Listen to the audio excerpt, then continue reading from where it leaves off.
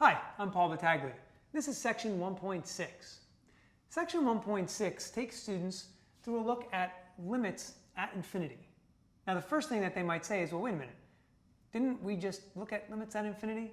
And in 1.5, they looked at infinite limits. So obviously the next follow-up question is, well, what's the difference? So we have to start there. We want the student to take away a little bit of knowledge about what happens to a function as x approaches infinite values. What we were doing in section 1.5 was we were looking at a situation where x was approaching finite values, but the dependent variable, or y, was approaching infinite values. So we had in 1.5 this connection between infinite limits and vertical asymptotes. Well, now in section 1.6 we're going to see a connection between limits at infinity and horizontal asymptotes. So the first thing I might do, since there's a little bit of connection to asymptotes, is I might start my students off with a warm-up. And that warm-up might be what we call KWL. I'll ask them to take a piece of paper, divide it into thirds. First question you'll probably get is, how should I hold the piece of paper? Doesn't matter. Divide it into thirds. And in the first column, we'll write the letter K. And what I'm going to ask students is, I want you to write everything you know about horizontal asymptotes in that column. Once they're done with that, I'm going to ask them to fill in the next column with a W. And I'm going to ask, what do you want to know about horizontal asymptotes that you don't already know? And then we're going to go through the section, and at the end of the section, we're going to try and fill in that third column with a big L. What did you learn about horizontal asymptotes that you didn't know coming into section 1.6? It's a great, not only warm-up activity, but a great closure activity as well.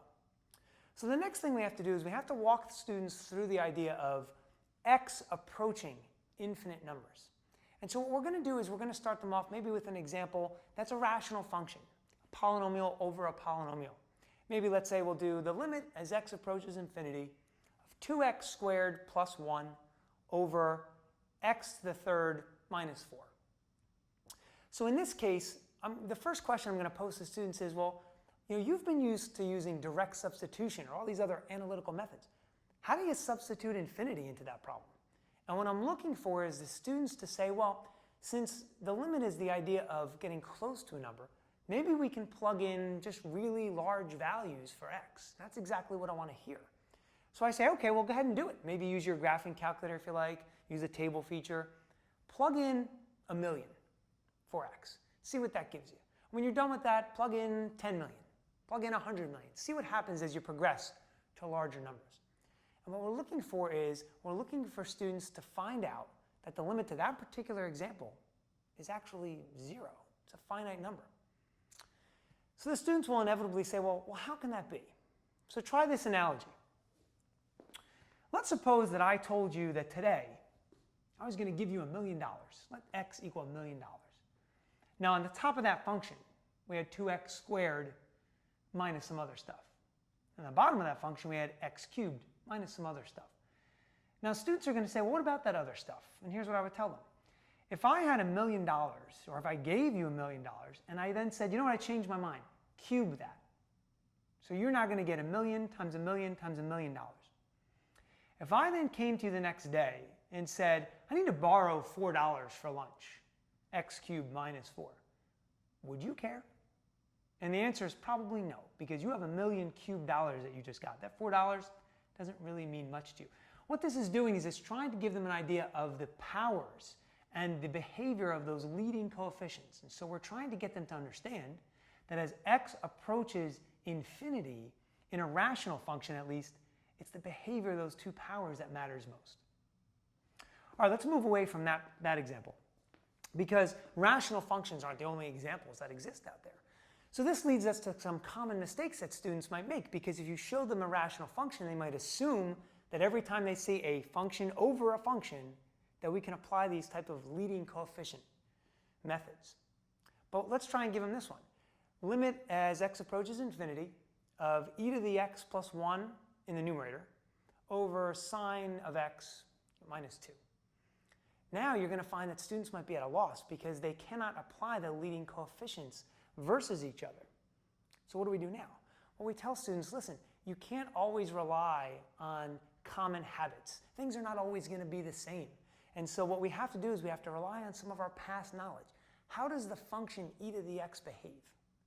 How does the function sine of x behave? When we do that, then we're really starting to analyze things. Now we're starting to look at whether the numerator is growing faster or the denominator is growing faster. When we do these kinds of things, what we're doing is we're getting students to reason through, to justify what they're thinking, and this is exactly what we need to do as we progress through the AP Calculus course. What are some nice tips that might help prepare students for the AP exam? Well, first, we've talked a little bit about use of the graphing calculator. And don't be mistaken, the AP exam will test students' fluency on how to use their calculator.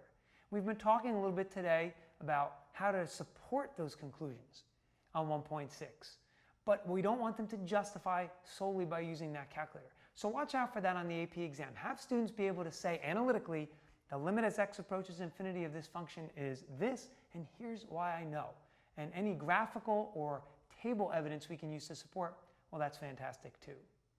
Secondly, if you're looking for a great closure activity that might be on the level of an AP problem, look at examples or exercises 30, 33, 34, and 37. Those are great examples of what look like rational functions, but really aren't, and really require the students to look at the numerator versus the denominator. If you need a real specific example to close the lesson, try this one.